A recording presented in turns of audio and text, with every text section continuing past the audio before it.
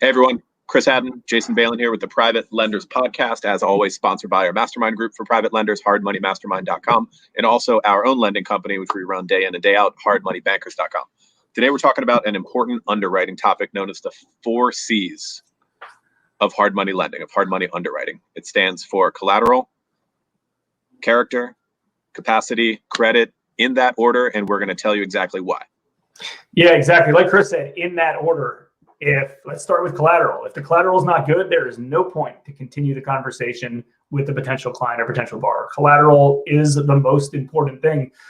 In the way that we run our business is we lend on investment residential properties. So that could be a fix and flip, that could be a rental property, that could be a bridge loan on some sort of investment residential property. And then we also do some commercial stuff, bridge loans on commercial assets. And things like that. So anything investment real estate, that's the world that we live in. And typically, we want to have a good equity cushion in these deals. So usually about a 35% equity cushion. So we'll end up to 65% of potentially the after repair value if it's a fix and flip loan, or potentially even the as is value if it's just a bridge loan. But collateral is key.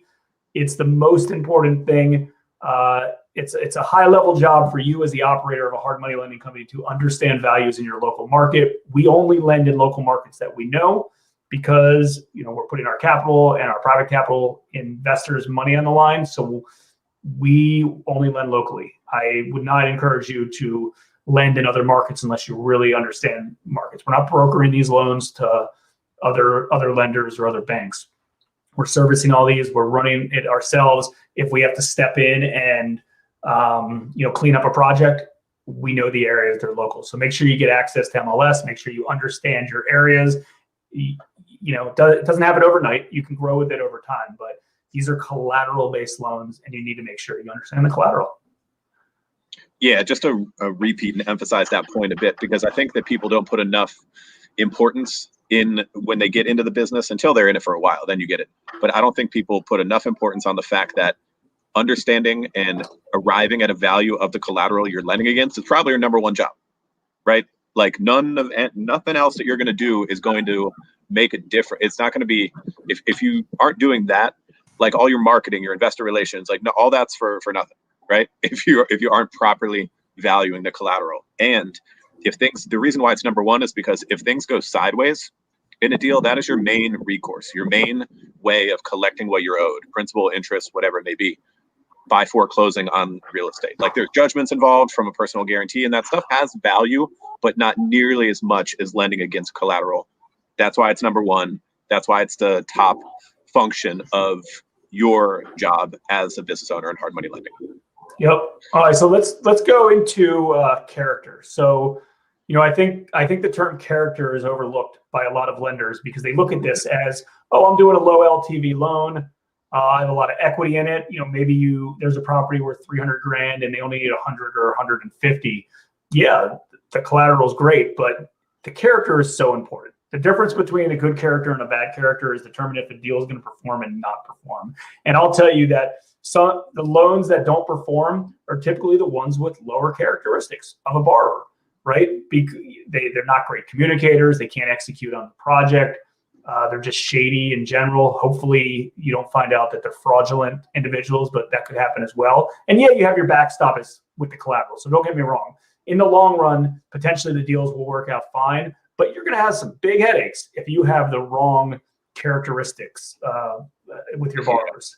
Yeah. So in the long run's an important point on this one as well, because when it comes to someone's business acumen, like they know how to operate in business or they really don't, is going to have a lot to do with how long a default plays out. Now, you can have a good borrower who gets into a default situation, a deal goes sideways, that can happen. The difference between that person and somebody who doesn't know how to operate in business is their decision-making during that deal and how to get out of it. A good operator with high character, with strong character, can get out of a bad deal even if it happens. Someone with low character, either ethically or just isn't a good business operator, they don't know how to make the decisions to get out of the deal. It can drag on for years. And I'm going to rant on this. I already am ranting on this because I managed the defaults at HMB. So these people, they couldn't even, we have people who can't exit a $40,000 deal for years, literally. And that is 100% related to their character and their efficacy in business as an operator. Yeah, It's exactly. And true. you got to learn from experience. You got to learn from doing it yourself. I mean, there was a lot of low LTV deals that we've done over the years. And again, I'm not stating if you have $100,000 loan on a $400,000 property to some, not a good character person, let's just put it, that the deal in the long run is not going to work itself out. It will, but just keep in mind there's headaches. You got to keep in mind what capital source or capital investor you want to put in that. You might not want to put somebody in there who is expecting to get a monthly payment from you every month because they're going to default at some point. So ideally, you want a sophisticated real estate investor, right? That's usually the best characteristics for fix and flips, a sophisticated real estate investor.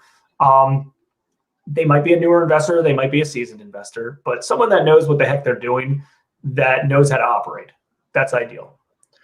So let's jump into capacity for a little bit. So capacity is, do they have the ability to perform on the deal? Do they have the money, the down payment money to come into the project? Do they have the funds to make your monthly payment? Do they have the capacity financially and intelligently, I guess, or executionally to be able to Sure. To be able to perform on this project? It's a big thing, and you got to make sure these borrowers have the ability and the capacity to do so. And I would do whatever you can to underwrite where their funds are coming from on the front end. Can they make their monthly payments? Do they have reserves? Again, you're not a bank. You don't have to overanalyze their tax. You don't have to look at their tax returns. You don't necessarily have to overanalyze bank statements and things like that.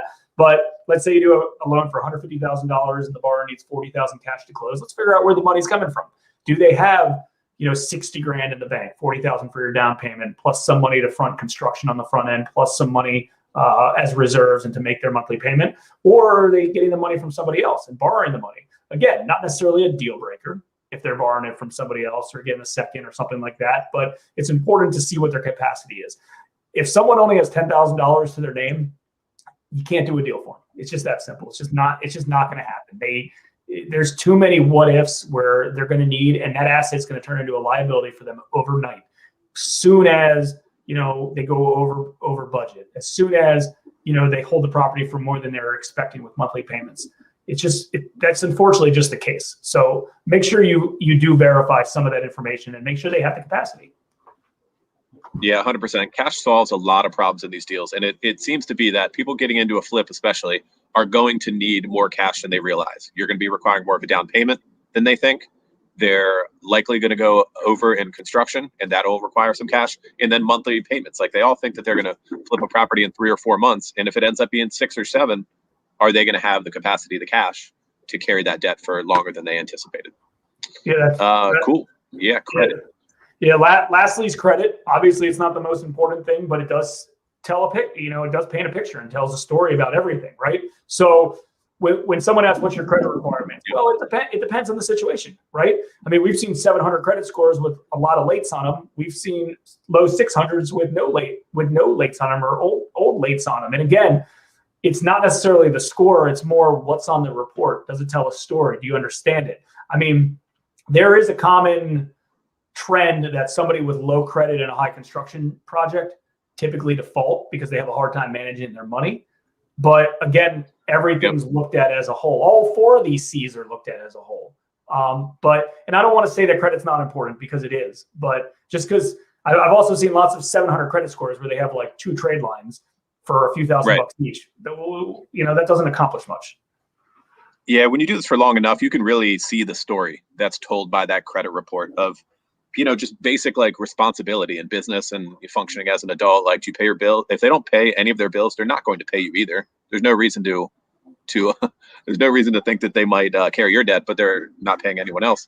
And on the other hand, too, if you see that people have never made a late payment, then pretty high probability that they're going to be performing on your loan without any kind of issue. And then there are exceptions, if somebody divorce is a common in the mortgage world, a common situation that leads to some credit trouble. And, you don't have to get into all specifics why, but that could be a reason. They performed fine, but they tanked, one trade line during a divorce situation, which dropped their score a lot. Okay, that story isn't so bad as they don't pay anybody situation. So something to look out for. Those are anything to wrap up there on the 4 C's? Like that's our order of importance, the way we see. And after doing this for 13 plus years, lending private money on investment real estate deals and how things play out, you can start to, like, we might have come into hard money lending back then in 2007, 2008 with maybe a little bit of a different picture, but just seeing how, like, for example, some people ask why we put character so high. And that's because we've been through the stuff.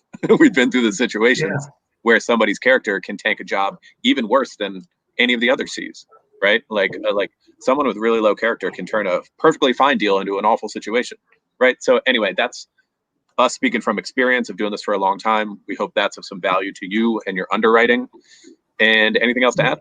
Yeah, one more thing related to capacity that we left out, related to exit strategy. These are shorter term loans. Make sure they have an exit strategy. That falls under the capacity. So hopefully you enjoyed this episode of Private Lenders Podcast. Hey, if you're listening to this on any podcast platform, we'd super, super appreciate it if you could give us a 5-star review. That would help share this with other potential private lenders or hard money lenders, new or experienced. They're happy to provide value to both. And if we provided extra value for you, feel free to give us a review as well. We'd certainly appreciate it.